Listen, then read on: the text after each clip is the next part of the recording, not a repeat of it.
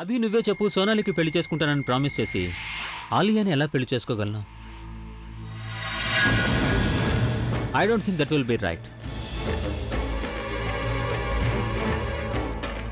కానీ ఆ రోజు నేను నర్వస్ అయిపోయాను. నాకు తెలియదు నేను ఇదంతా నీకు అసలు ఎలా చెప్పాలి. కానీ నీకు తెలుసా, నేను ఇంటికి వెళ్ళిన తర్వాత సోనాలి నాకు స్వయంగా చెప్పింది నువ్వు వాళ్ళందరి దగ్గరికి వెళ్ళి నిజం చెప్పేయడమే మంచిది అని. ఓ కమాన్ నిఖిల్, నువ్వు చేసిన దానికి నాకు సారీ చెప్పాల్సిన అవసరం లేదు. ఇన్ఫ్యాక్ట్ నేను నువ్వు చేసిన దాన్ని అప్రిషియేట్ చేస్తున్నాను. ఒక్కోసారి ప్రేమలో చేసిన ప్రమాణాలన్నీ ప్రేమ కంటే చాలా ఎక్కువ అవుతాయి. కాకపోతే ఈ విషయం మాకు ముందే తెలుసున్నట్లయితే అప్పుడు ఆలియా పెళ్లి గురించి నీతో మాట్లాడేవాళ్ళం కాదు. Anyways you both look really good together. ఇక ఇప్పుడు నీతో పాటు నేను కూడా నీ పెళ్లి కోసం ఎదురు చూస్తూ ఉంటాను. థ్యాంక్స్.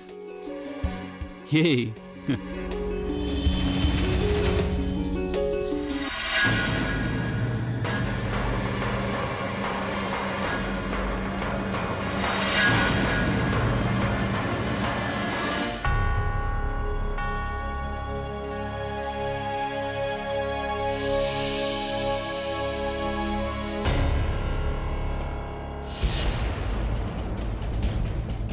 మనం ఏదైతే అనుకున్నామో అదంతా రివర్స్లో జరిగింది. మనం అసలు ఎవరు కూడా ఇలా జరుగుతుందని ఊహించనే లేదు. తన జీవితంలో ఒక గర్ల్ ఫ్రెండ్ ఉంటుందని అస్సలు అనుకోలేదు. అన్ని ప్రయత్నాలు వృధా అయిపోయాయి.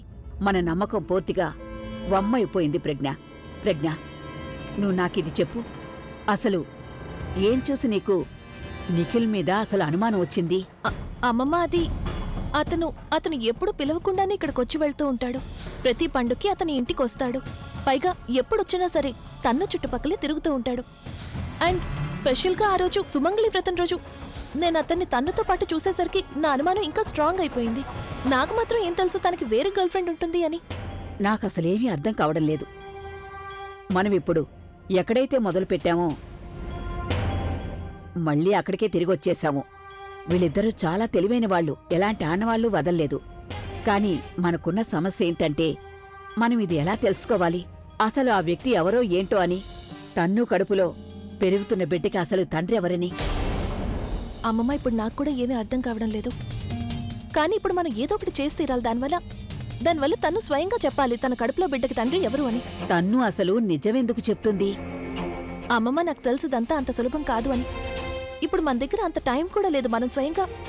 మనం స్వయంగా తెలుసుకోవాలి తన కడుపులో బిడ్డకి తండ్రి ఎవరు అని. లేకపోతే తనకి వ్యతిరేకంగా సాక్ష్యాలు వెతకాలి. ఇక మనం వెనక నుండి దొంగతనంగా కాదు, ధైర్యంగా ముందు నుండి యుద్ధం చేయాలి. అలాగే బుల్బుల్ ఫోన్ చేస్తుంది. వాళ్ళిద్దరూ కూడా వస్తామని చెప్పారు కదా, అడగడానికి ఫోన్ చేసుంటుంది. బుల్బుల్, ఏమైందక్క? నిఖిల్ ఇంకా రాలేదు కదా? మేం మరో 5 నిమిషాల్లో అక్కడికి చేరుకుంటాం అక్క. బుల్బుల్, ఇప్పుడు నువ్వు వచ్చి ఎలాంటి ప్రయోజనం లేదు. ఏంటి ఎలాంటి ప్రయోజనం లేదు అంటే? అక్క నువ్వెందుకలా అంటున్నావు?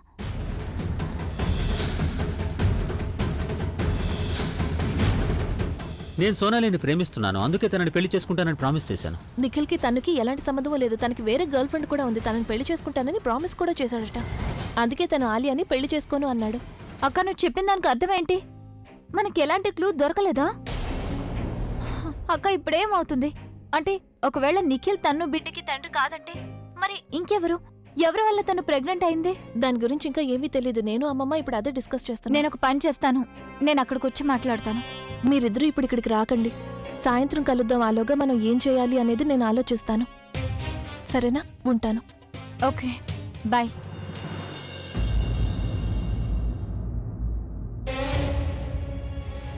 అన్బిలీవబుల్ తను. నాకు అసలు నమ్మకం కలగడం లేదు. ఆ నిఖిల్ ఇదంతా చేశాడంటే తను చాలా పెద్ద స్టూపిడ్ అనుకుంటూ ఉన్నాను నేను. కానీ తను చాలా తెలివిగా సిట్యుయేషన్ మొత్తాన్ని హ్యాండిల్ చేశాడు. నేను చాలా ఇంప్రెస్ అయ్యాను. తను బాగానే హ్యాండిల్ చేశాడు. కానీ ఎవరైనా నా గురించి ఆలోచించారా? ఆ టైంలో నేను ఎలా ఫీల్ అయ్యాను అని. తను నా దగ్గరికి ఏ విధంగా వచ్చాడంటే ఐ వాజ్ లైక్, నేను కళ్ళు తిరిగి పడిపోయేదాన్ని. నాకు ఊపిరి ఆడినంత పని ఏం తెలుసా? Just relax. ఇప్పుడు మొత్తం అంతా సర్దుకుంది కదా, ఇక నువ్వు టెన్షన్ పడాల్సిన అవసరం లేదు. కానీ తను మనం ఒక విషయంలో జాగ్రత్తగా ఉండాలి. ఈ నిఖిల్ చాలా తెలివైన మనిషి.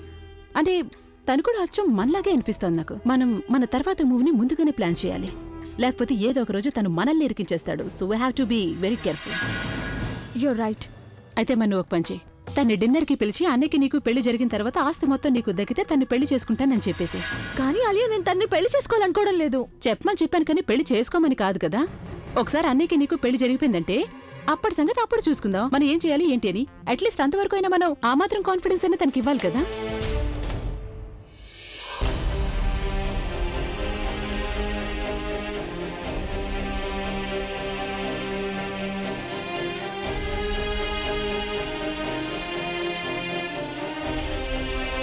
అసలు నువ్వేం కోరుకుంటున్నావు? ఎందుకు ఇలా చేస్తున్నావు? నువ్వు ఎప్పుడు కూడా నిజానికి తోడుగా ఉంటావు కదా, మరి నన్ను మాటి మాటికి ఎందుకు ఇలా ఓడిస్తున్నావు?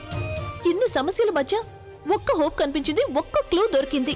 కనీసం ఇప్పుడైనా తన్ను గురించి నిజం బయట పెట్టొచ్చు అనుకుంటే ఈలోగా ఇలా జరిగింది. అలాగే నేను ఆయన్ని తన్ను చేసే మోసం నుంచి కాపాడదాం అనుకున్నాను, మళ్ళీ ఓడిపోయాను. ఒకవేళ నిఖిల్కి తన్నుకి మధ్య ఎలాంటి సంబంధము లేదు అంటే మరి వాళ్ళిద్దరి మీద నా మనసులో ఎందుకు అనుమానం పుట్టించావు? ఎందుకు?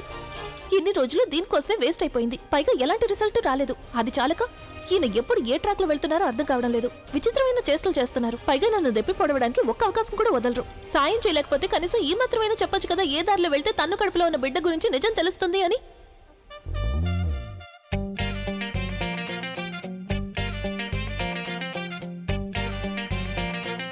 ప్రేమ సంద్రంలో మనసు మునిగిపోతుంది. ఎంత కాదనుకున్నా తనని ప్రేమించకుండా నేను ఉండలేకపోతున్నా. ఊహల్లోనూ తనే, నా కలల్లోనూ తనే. నా మనసిప్పుడు నీ సొంతం కావాలని తపించిపోతోంది. ఓ, ఏంటి ఇది? ఈ లైన్ ఇది మీద ఒరిజినల్ కాదని నాకు తెలుసు, కానీ సరైన సిచ్యువేషన్లోనే యూజ్ చేశాను కదా. ఏంటా సిచ్యువేషన్? ఇదే నువ్వున్న సిచ్యువేషన్. నేను చూస్తుంటే అంత క్లియర్గా అర్థమవుతోంది. అందుకే నువ్వు దాచడానికి అస్సలు ప్రయత్నం చేయకు. ప్రేమిస్తున్నావు నువ్వు నన్ను. ఇలా చూడండి, మీరు అనవసరమైన మాటలు మానేస్తే మంచిది. అనవసరమైన మాటలు కావు, ఇది నిజం. అయినా నేనేం మాట్లాడినా సరే ఆధారాలతో మాట్లాడతాను. అరే, నిన్ను చూస్తుంటే క్లియర్గా అర్థమవుతుంది. ఎందుకు తెలుసా? ఎందుకంటే నీ మనసులో ఉన్న విషయం నీ మొహంలో కనిపిస్తోంది కాబట్టి. అందుకే నీ మొహం చూస్తే ఎవరైనా సరే ఇట్టే చెప్పేయగలరు నువ్విప్పుడు చాలా గాఢంగా నన్ను ప్రేమిస్తున్నావు అని. ఏం కనిపిస్తోంది మీకు నా మొహంలో? ఏం ఎక్స్ప్రెషన్ కనిపిస్తోంది? అరే, ప్రతి ఒక్క ఎక్స్ప్రెషన్ కనిపిస్తుంది. చూడు, సినిమాల్లో ప్రతి కథల్లో ప్రేమ ఇలాగే పుడుతుంది. ప్రేమలో ఉన్నవాళ్ళు ఏదో ఆలోచిస్తుంటారు, తనలో తనే మాట్లాడుకుంటూ ఉంటారు. నాలో నేనే మాట్లాడుకుంటున్నానా? ఆ, ఏదేదో మాట్లాడకండి. మీరు ఏది చెప్తే అది నేను నమ్మేస్తానని మీకెందుకు అనిపిస్తోంది? మీ పద్ధతి ఉంది కదా, అది పాతదైపోయింది. నన్ను ఇబ్బంది పెట్టడానికి ఏదైనా కొత్త ట్రిక్ ని ఉపయోగించవచ్చు కదా. ఏ చీరలు గ్లామరస్గా ఉన్నామాయి. నాకు ముందే తెలుసు నువ్వు ఇలాగే అంటావని. నీకు ముందే చెప్పాను కదా, నేను ఏ విషయం గురించి కూడా ఆధారం లేకుండా అస్సలు మాట్లాడనని. నా దగ్గర ఆధారం ఉంది తెలుసా?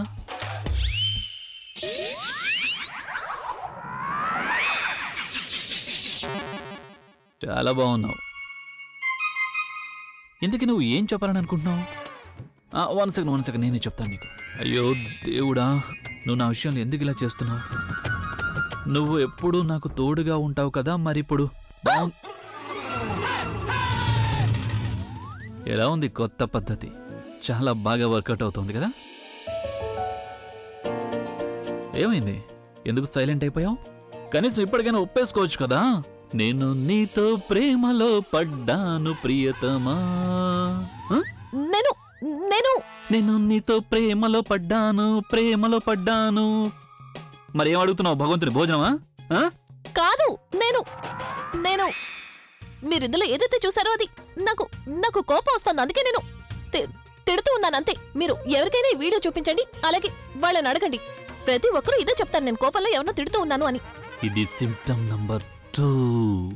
ఎప్పుడైనా ఎవరైనా ప్రేమలో పడ్డారంటే అప్పుడు ఇలాగే విషయాన్ని దాచడం. చాలా ఆపండి, మీరు ఒక్క మాట కూడా మాట్లాడకండి. నేను ఇన్ని రోజుల నుంచి చూస్తున్నాను, అసలు ఏం జరుగుతోంది, మీరేం చేస్తున్నారు? ఇన్ని రోజుల నుంచి ఈ ప్రేమ నాటకం ఎందుకు ఆడుతున్నారు? చూడండి, ఈ విషయం ఏదైనా సరే మీరు పాయింట్కి వచ్చేయండి. ఏం కావాలి? నన్ను ఎందుకు ఇలా ఇబ్బంది పెడుతున్నారు? ఇప్పుడు సైలెంట్ అయిపోయారు. ఏదో ఒకటి చెప్పండి, జవాబు చెప్పండి నాకు. ఇప్పుడు నువ్వే నాకు జవాబు చెప్పాల్సి ఉంటుంది. అది కూడా 3 అక్షరాల్లో.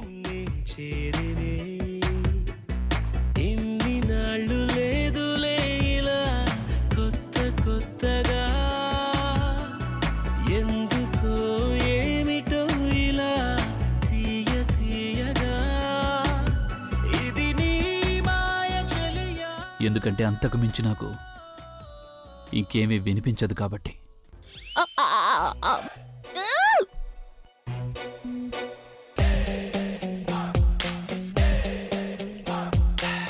వెరీ గుడ్ అభి, నిన్ను తప్పకుండా మెచ్చుకోవాల్సింది. ఇప్పుడు నువ్వు సరైన దారిలో వెళ్తున్నావు. ఇంతే, ఇంకొన్ని రోజులు ఇలాగే ఈ ప్రేమని కంటిన్యూ చేయి. తను నీ ముందు తల వంచి తీరాల్సిందే. ఈయన చేష్టలు రోజు రోజుకి ఎక్కువైపోతున్నాయి. ఇలాగైతే నేను ఏ పని చేయలేను, నా లక్ష్యాన్ని ఎప్పటికీ నెరవేర్చుకోలేను. అమ్మమ్మతో మాట్లాడతాను. ప్రజ్ఞా మ్యామ్, మీకోసం జ్యూస్. దేనికి? మ్యామ్, నేను మీకు చెప్పాను కదా సార్ మిమ్మల్ని జాగ్రత్తగా చూసుకోమని చెప్పారని. నువ్వు మళ్ళీ ఇందులో ఏమీ కలిపి తేలేదు కదా? మ్యామ్, మీకు ఇంకా నా మీద నమ్మకం కలగలేదా? నేను ఇందులో ఏమీ కలపలేదు. మీరు చూశారు కదా, సార్ తన్ని రోజు వెతకమని చెప్పినప్పుడు తనకి వెంటనే బాగైపోయింది మ్యామ్. అండ్ తను ఎప్పుడు నన్ను ఇరికించడానికి ప్రయత్నం చేస్తుంటాడు. తనకి ధైర్యం రోజు రోజుకి పెరుగుతోంది.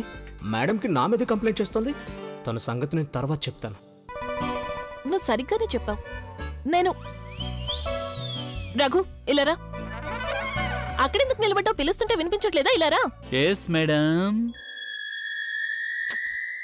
చూడు రఘు, నేను నీకు ఏదైతే పొజిషన్ ఇచ్చానో దాన్ని నువ్వు అవకాశంగా తీసుకుంటున్నావు. మీరు rock star Abhi madam, at your service. నేను రఘుని రమ్మని పిలిస్తే మీరెందుకు వచ్చారు? రఘు అయితే ఏంటి, నేనైతే ఏంటి, మీకు కేవలం సర్వీస్ కావాలంతే కదా. మీకు మీ సర్వీస్ తప్పకుండా దొరుకుతుంది మేడం. మీరు నన్ను మీ పర్సనల్ అసిస్టెంట్ గా పెట్టుకోండి. రఘుకి సెలవు ఇచ్చేసి ఇంటికి పంపించండి. సరిపోయింది. పావని తక్కువైందనా? ఇప్పుడు అభిసార్ కూడా నాకు కాంపిటీషన్ గా వస్తున్నారు. చూడు రఘు, నీ జాతకంలో రాహుకేతువులు ఒకేసారి వచ్చి కూర్చున్నారు. ఏదో ఒకటి చెయ్యి. మీరు జోక్ చేస్తున్నారు. నేను జోక్ చేయడం లేదు, ఐఎమ్ వెరీ సీరియస్. చూడు, సాయంత్రం మసాజ్, రాత్రి నిద్ర, ఉదయం టీ అన్నీ నేను చూసుకుంటాను. నాకు వదిలేయండి మేడం. ఇన్ఫాక్ట్ మీరు నాకేమీ చెప్పక్కర్లేదు. మీరు ఏం ఆలోచిస్తే. నువ్వెందుకు చూస్తున్నావు ఇక్కడ? వెళ్ళు.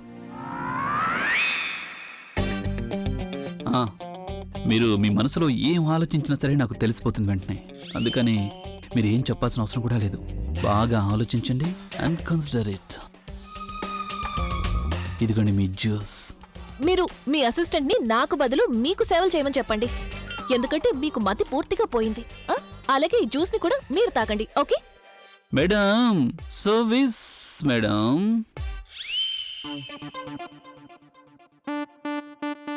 ఇంతసేపటి నుంచి రూమ్లో లేదు. ఒకవేళ భయపడి రూమ్ని చేంజ్ చేసుకుందా? ఒకవేళ రూమ్ని చేంజ్ చేసిందంటే నేను తనని పడేయడం అస్సలు కుదరదు. అప్పుడు నా డబ్బు నాకు తిరిగి ఎలా దక్కుతుంది? లేదు, ఎలాగోలా నేను తనని నా రూమ్లోకి తీసుకురావాలి.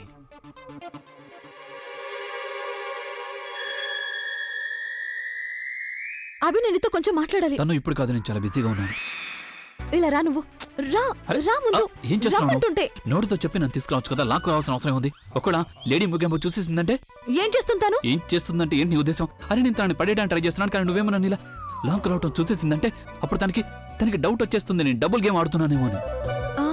ఇది నేను ఆలోచించలేదు. నువ్వు ఇది ఆలోచించలేదు, అది ఆలోచించలేదు, నువ్వు అసలు ఏమి ఆలోచించవుతాను. ఐఎమ్ సారీ అభి, నేను ఇలా స్మార్ట్ గా లేను కదా. అది కాకుండా నీలాగా అంత తొందరగా క్యారెక్టర్ లోకి అసలు వెళ్ళాను. ఇప్పుడు నేను హెల్ప్ చేయడానికి వచ్చాను అభి. హెల్ప్? ఏం హెల్ప్? నేను ఈ పేపర్స్ తీసుకొచ్చాను. ఈ పేపర్స్ మీద ప్రెగ్నెన్సీ సంతకం తీసుకో. ఆ తర్వాత నువ్వు ఇలా నాటకం ఆడాల్సిన పని లేదు. అలాగే ఈ ప్రాపర్టీ మొత్తం నీకు దక్కిపోతుంది.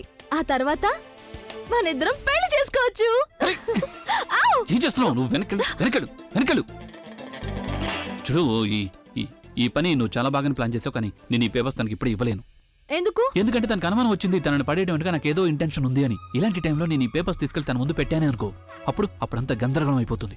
అందుకని నువ్వు ఈ పేపర్స్ నీ దగ్గర పెట్టుకో. సరైన సమయం వచ్చినప్పుడు ఈ పేపర్స్ నీ దగ్గర నుంచి నేనే తీసుకుంటాను. ఆల్రైట్? కానీ సరైన సమయం ఎప్పుడు వస్తుంది అభి? నువ్వు ఒక అమ్మాయిని పడేలేవా? అది అమ్మాయిని పడేయటం అంటే చెట్టు మీద నుంచి పండుకోవాల్సిన తీజీ కాదు. అది కాకుండా నీకు తెలుసు కదా తను అసలు ఎలాంటిదో. తను చాలా తింగరి మనిషి. తింగర్ మనిషా? అదే, ఒకసారి తెలివిగా ఇంకోసారి తింగరిగా ఉంటుంది. రోజుకు కొత్త ఐడియా వేయాల్సి వస్తుంది తన మీద ప్రయోగించడం కోసమని. అది చాలక నువ్వు నా టైంని వేస్ట్ చేస్తున్నావు. ఎక్స్ట్రా టైం ఎక్కడి నుంచి వస్తుంది? నువ్వు పంచే నువ్వు ఇక్కడి నుంచి వెళ్ళు. ఇప్పుడు నన్ను ఒక మాస్టర్ ప్లాన్ గురించి ఆలోచించావు. Quickly come. అభి అరే కమ్ ఆన్, అభి వెళ్ళు వెళ్ళు. ఏమైంది? ముగింపు వచ్చేస్తావు. వస్తారని ఏంటంట? నేను తనని ఫోన్లు చేస్తాను. నువ్వు తాని కాదు నన్ను ఫోన్లు చేస్తావు. నువ్వు వెళ్ళి ఇక్కడ దాక్కో. ఇక్కడ కాదు అటు వెళ్ళి దాక్కో.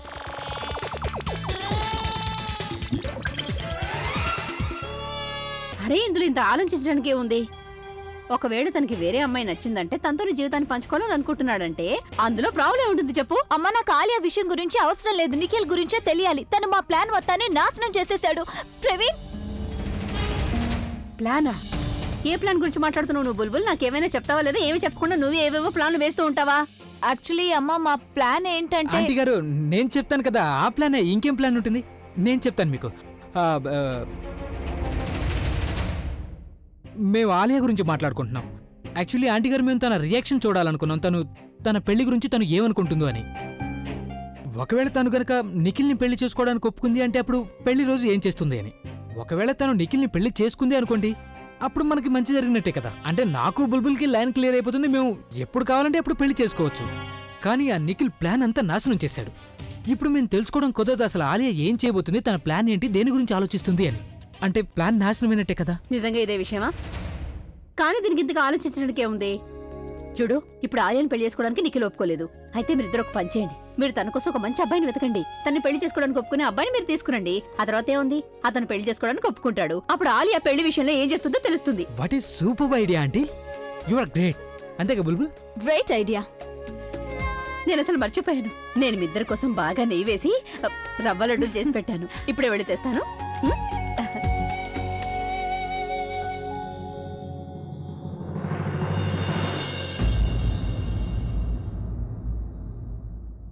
ఎందుకలా బల్లిలాగా తొంగిని చూస్తున్నావు? దక్కు లోపలికి వెళ్ళు. దక్కు.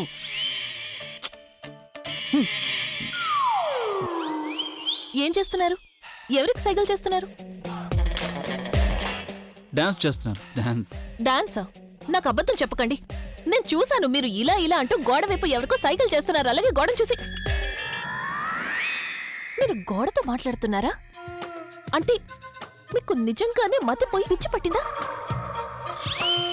కొద్ది రోజుల నుంచి మీ బిహేవియర్ విచిత్రంగా ఉంది. అలాగే మీరు నడుచుకునే విధానం కూడా మారిపోయింది. మీరు మెంటల్ డాక్టర్ దగ్గరికి వెళ్తే చాలా మంచిది. డాక్టర్ దగ్గరే ఉన్నాను కదా, కానీ ఈ డాక్టర్ నాకు వైద్యం చేయడమే లేదు. ఎప్పటినుంచో నేను నా మనసులో మాట గురించి చెప్తూనే ఉన్నాను, కానీ తను దాన్ని పట్టించుకోవట్లేదు. తనకి నా మనసులో బాధ గురించి చెప్తున్నాను, కానీ దానిని తను పట్టించుకోవట్లేదు. నిజం చెప్తే తనకు అబద్ధాన్ని అనిపిస్తుంది. ఇలాంటి సమయంలో నాకు డాక్టర్ అవసరం లేదు, భగవంతుడు అవసరం ఉంది. ఎందుకంటే నిజమేంటో ఆయనే అర్థం చేసుకోగలరు. ఇప్పుడు ఈయన మళ్ళీ మొదలు పెట్టేశారు. ఇప్పుడు ఒక్కటి దారుంది. కొద్ది రోజులకి ఈ గది మార్చేసుకోవాలి. వైద్యం చేయకపోయినా కనీసం నన్ను ప్రేమగా దగ్గరకు తీసుకోవచ్చు కదా. పువ్వులాంటి మెత్తటి నీ ఒంటి టచ్తో నాకు దానికదే నయమైపోతుంది. ఈ డాక్టర్ పువ్వులతో కాదు ముళ్లతో వైద్యం చేస్తుంది. ముళ్ళదేముంది? నువ్వు ఇదే విధంగా నన్ను ప్రేమగా చూస్తున్నావు అంటే నీ కళ్ళలోకి చూస్తూ చూస్తూ నేను అలాగే చచ్చిపోతా.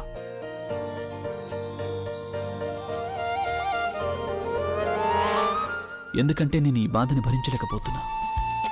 నువ్వు లేకపోతే నేను ఉండలేకపోతున్నా. Give me hug.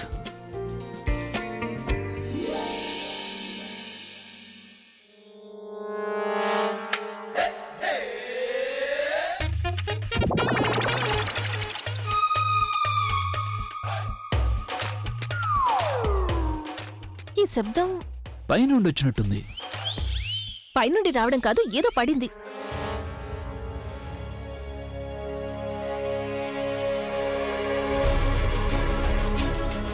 ఓ గాడ్, ఏంటి ఇలా జరిగింది? ఒకవేళ ప్రెగ్నీ పేపర్స్ ని చూసేసిందంటే అప్పుడంతా గందరగోళం అయిపోతుంది. అవి తన కోపం అంతా నా మీద చూపిస్తాడు.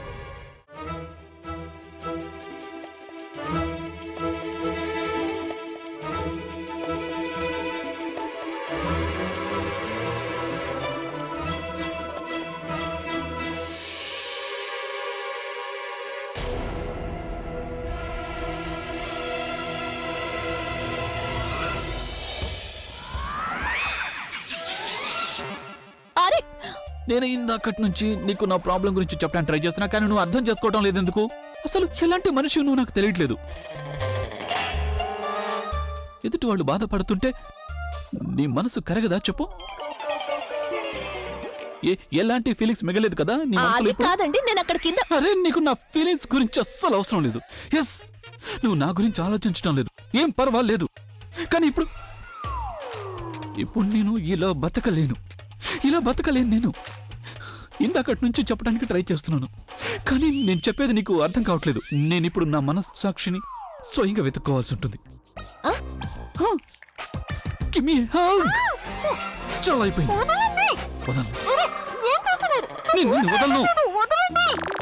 వదలను.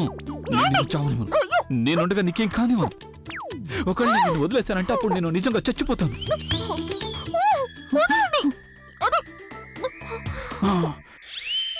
వెళ్ళిపోయి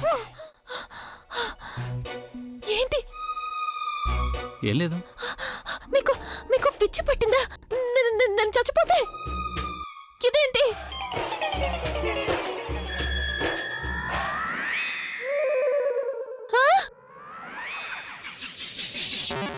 ఎందుకో తెలీదు, నిన్ను చూస్తుంటే నేను కంట్రోల్ తప్పుతున్నాను. నువ్వెప్పుడు నా కళ్ళ ముందుకొచ్చినా నేను... ఏంటి? ఇలా ఎవరైనా ప్రేమిస్తారా? ఇదైతే బలవంతం అవుతుంది. ఇలా నా పర్మిషన్ లేకుండా నన్ను ఎలా హక్ చేసుకుంటారు? ఎందుకు చేసుకోకూడదు? లేదు, హక్ చేసుకునేవా? మీరు నా దగ్గరికి రాకండి. అరే, ఈ అమ్మాయిల వెంట పడుతున్నాము అంటే వీళ్ళు ఎందుకు ఇలా దూరంగా పారిపోతారు? తనని పడేయడానికి ముందు ఒప్పించాలి. ఇంకా ఎన్ని రోజులు ఈ నాటకం ఆడాలో అర్థం కావట్లేదు.